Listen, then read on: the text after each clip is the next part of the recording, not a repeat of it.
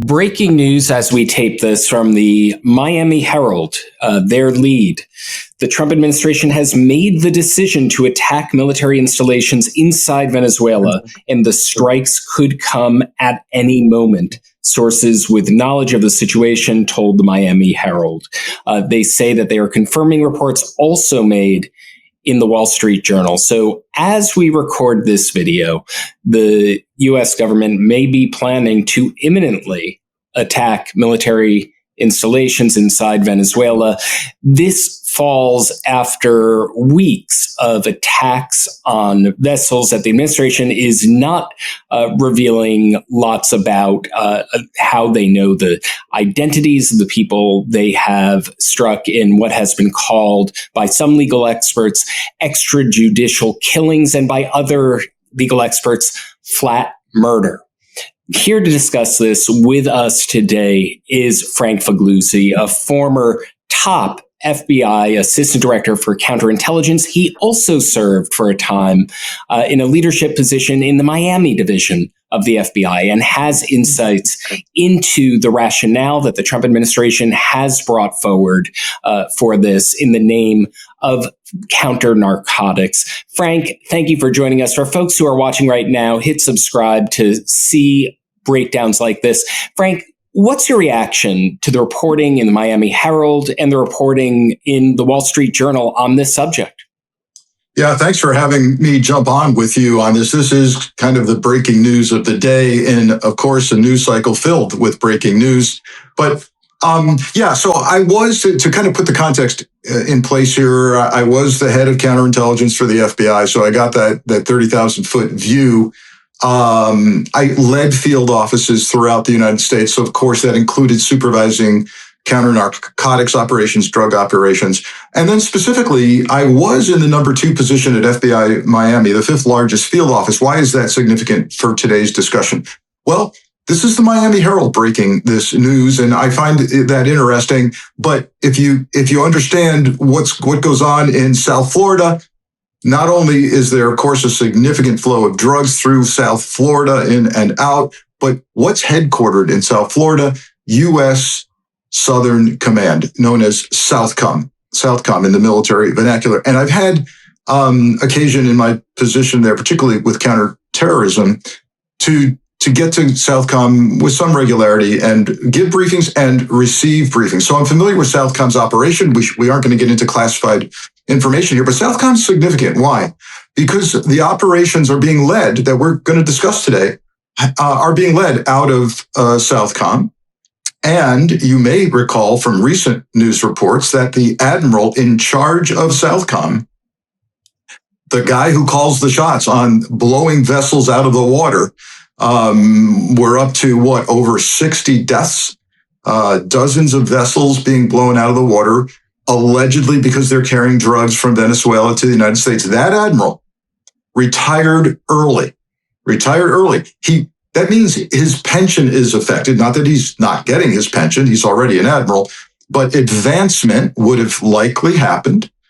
Promotions would have, beyond his admiral status, maybe an extra star, would have happened. He decided, I'm out. I can't keep doing this. And I think we need to understand that. So is it possible, not to give up Miami Herald sources, because I don't know, but is it possible that Miami Herald is getting source information out of Southcom?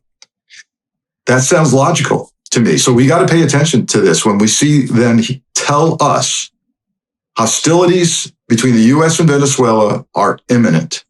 Maybe in hours, maybe in days, maybe by the time this airs, Adam, maybe the missiles are dropping on Venezuela. So a real hot topic today. And you make a good point about Southcom. There's been a lot of discontent about this policy, and people have said for a long time, it looks like this isn't about counter-narcotics at all, but about plans to have military action in Venezuela. Does this reporting sort of vindicate that perspective? Well, this is interesting because I know, being credible, fact-driven people, we want to present a balanced picture here. And 2 things, or 3 or 4, can be true at the same time. Let's talk about that. First, with regard to the boats being blown out of the water, we simply have not been given the facts that convince anyone, including members of Congress that allegedly have been briefed as recently as yesterday, as we record this, walking out of this briefing saying they're not satisfied with the information that had been provided about the degree of confidence that we have in targeting these vessels specifically, knowing who's on them. In fact, there's really been an admission that we don't really know specifically by name who's on these vessels. We don't know whether they're truly loaded down with drugs, whether they're even capable of directly reaching the United States. Many experts have said, looking at the boats, have said, no, they'd have to stop somewhere. They'd have to be refueled. And that's typically not a direct route from Venezuela to the United States that drug flows. Next, let's put to rest this mantra that keeps coming out of the White House that Venezuela is a source of fentanyl killing American citizens. Fentanyl is a deadly plague on our country. Absolutely. But guess what? I can't find any experts, and I've been working the phones to talk to people who are more recently from the government than I am. I'm retired. And I can tell you, they're telling me the same thing. No, Frank, fentanyl does not come out of Venezuela in any significant quantity, but, this is important, cocaine does, to the tune of, according to sources, about 500 tons a year of cocaine from Venezuela to the United States. So there's a lot of questions, but let me ask this question. It's a rhetorical question. Why would Trump lie about that? Is it sexier to say fentanyl than it is to say cocaine? Does it say, I'm doing something about the fentanyl deaths in the United States? Well, I guess either that or people in his staff are lying to him. But I've got to say that from an optics standpoint, from a PR standpoint, he's decided he's going to say fentanyl's coming from Venezuela. And right. To underline that point, Frank, was it also true during your tenure at a leadership position in the Miami division of the FBI that it wasn't a place where significant quantities of fentanyl were put over the border? As I understand it, as far as the international component of fentanyl distribution, it's coming over the U.S.-Mexican border. Isn't that right? It is. The precursor chemicals are coming from China into Mexico, and it's being manufactured in Mexico and then hauled over the border in various methods, including mostly through legal ports of entry, quite honestly, in trucks and cars. So, all right. So we've addressed the vessel issue. Why are we doing this? Let's assume the intel is good. Why wouldn't they share the intel with cleared members of Congress? A handful. I don't want to know the sensitive sources and methods. Trump claims they have incredible intelligence. I applaud that. I'm glad they did.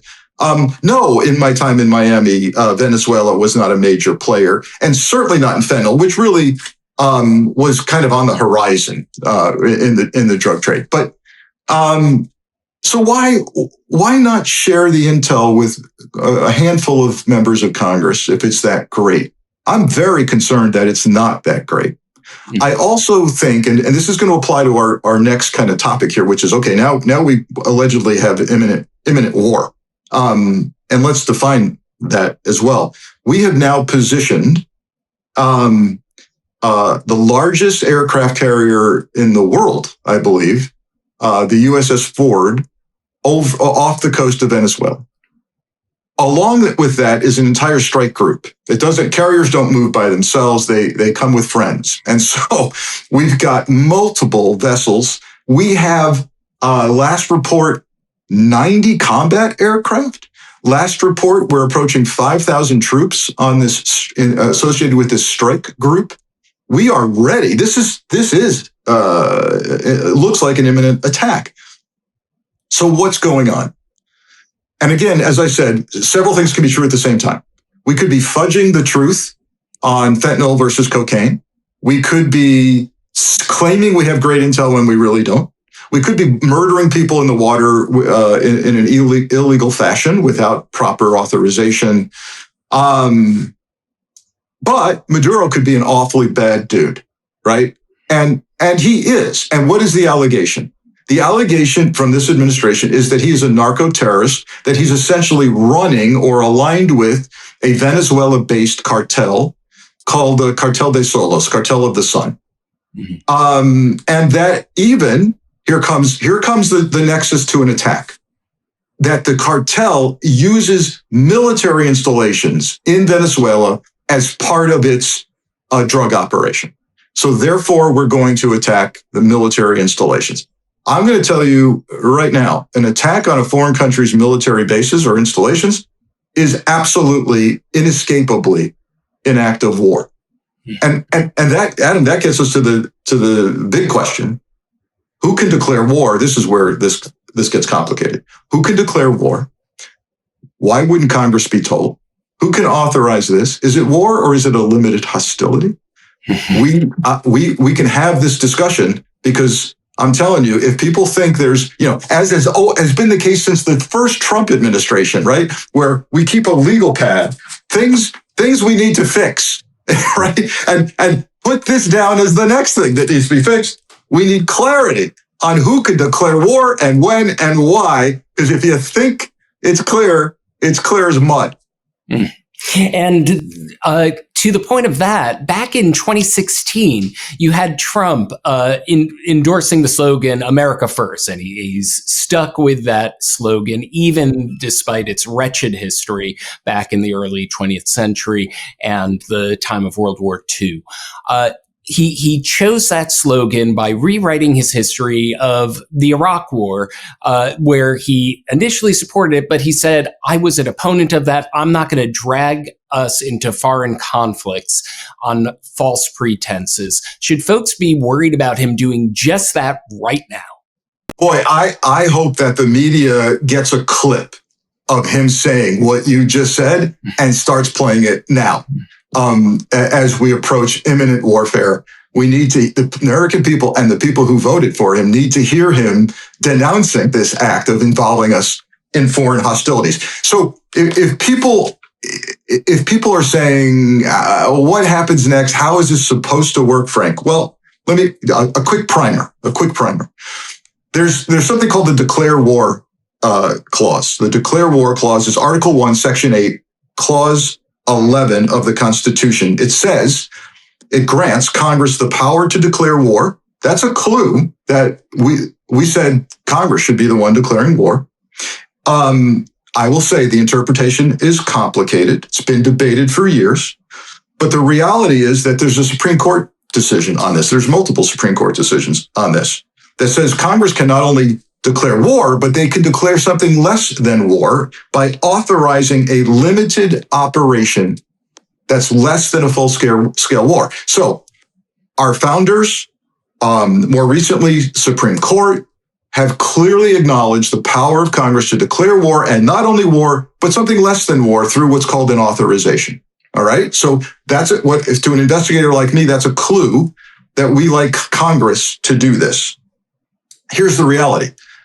Since World War II, our Congress has never declared war. Since World War II. I believe only 11 times in history have they declared war. So all of the things that you kind of referenced, Afghanistan, Iraq, all of that, and the Panama invasion, have been something less than full-scale war, but have in some way, shape, or form involved Congress, whether they authorized it or got briefed on it. And we can talk about that in a second, because people might be looking, if you're getting enraged listening to this, that we're imminently going to war, and you're going to ask, what do we do? I've got some suggestions there. The next thing, let's fast forward.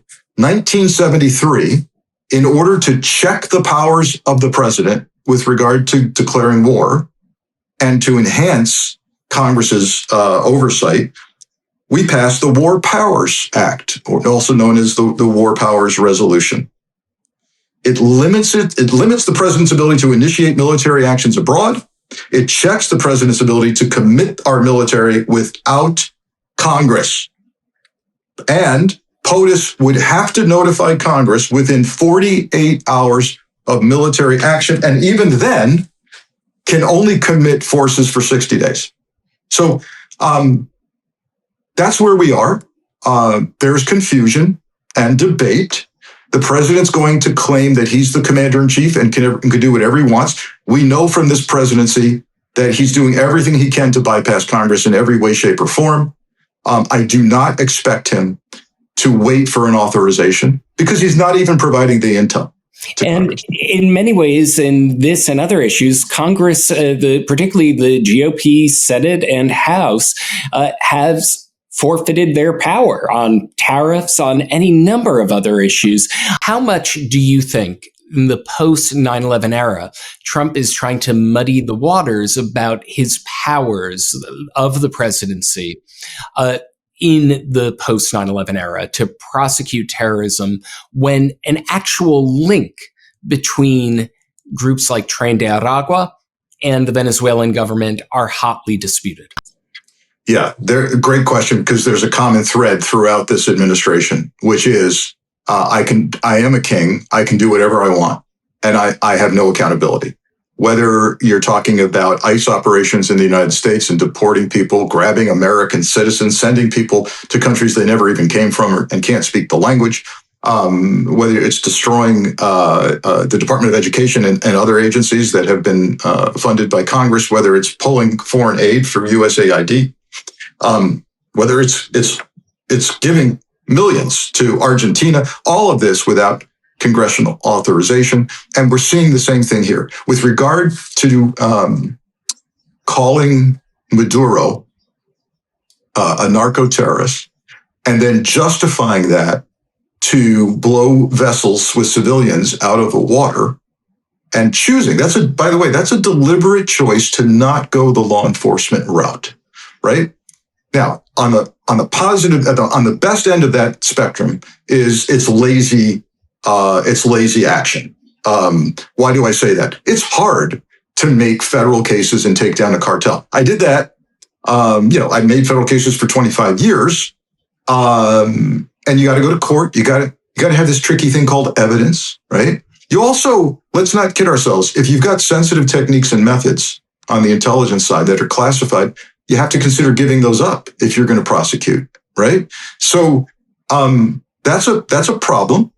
And I think we have a deliberate decision, clearly from Trump, that I'm going to take military action instead of criminal justice action for a host of reasons. But it bolsters his king-like agenda. The same will go for if we start attacking Venezuela targets. I don't need Congress. This is my prediction. I don't need Congress. I'll tell them after the fact. They'll watch about it on TV. And even more disturbingly, Adam, this looks a whole lot like something called regime change. So if it's not just narco, let's get deep before we get to regime change. Let's get deep into what narco-terrorism is and isn't. The definition of terrorism is the use or threatened use of violence to influence a government or a civilian population for ideological purposes. Now, if it's true that they're moving 500 tons of cocaine a year into the United States, let's assume that they are.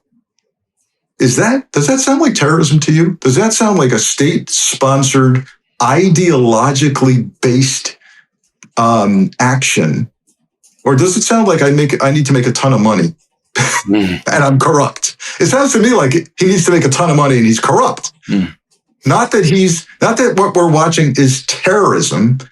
Now, if you want to move this scenario to Afghanistan and talk about the poppy fields and heroin funding terrorism and the government, I like that discussion.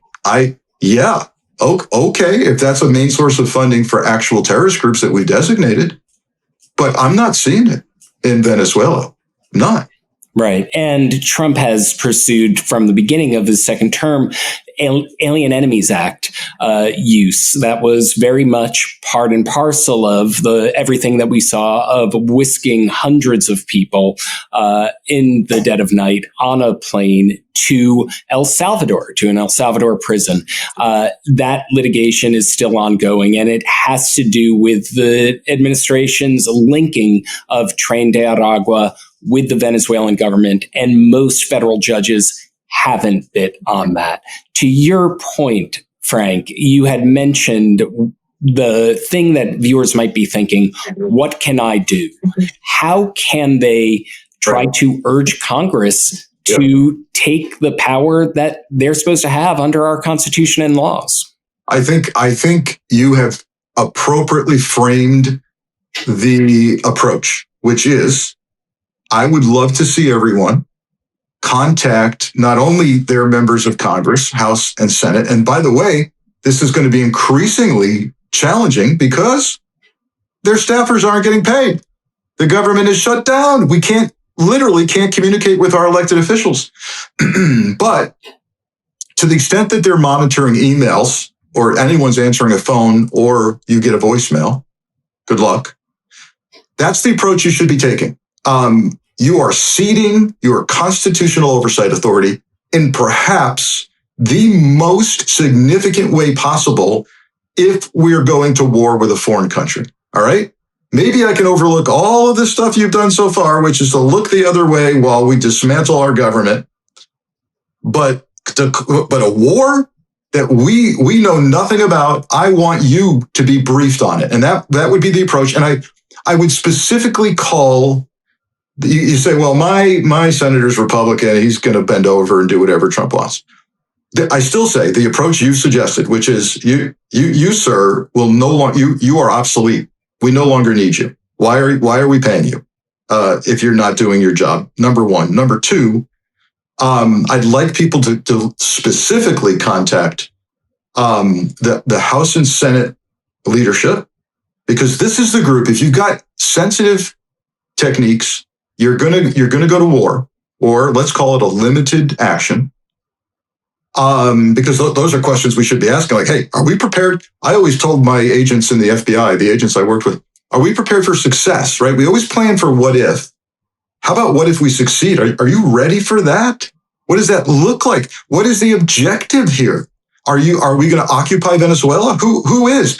Could it get worse? Could we actually, if somehow the drug cartel takes out Maduro because he's just too much of a problem, are we going to have a drug cartel running Venezuela now?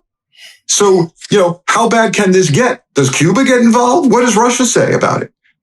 Nobody's talking about this. So who do you call? Not only your own elected members, but get to that group that's got the clearances and would get briefed if we were living on a normal planet. Your leaders of the House and Senate Intelligence Committee, your leaders of the House and Senate Armed Services Committees, for sure. And of course, the Speaker, the House Minority Leader, the typical gang of 8 folks that you hear about. Those are the people who should be getting, at a minimum, briefed on what in God's name we're about to do in Venezuela. Thank you, Frank, for breaking it all down. You've been watching All Rise News. To find out more about our reporting, visit www.allrisenews.com. That's www.allrisenews.com.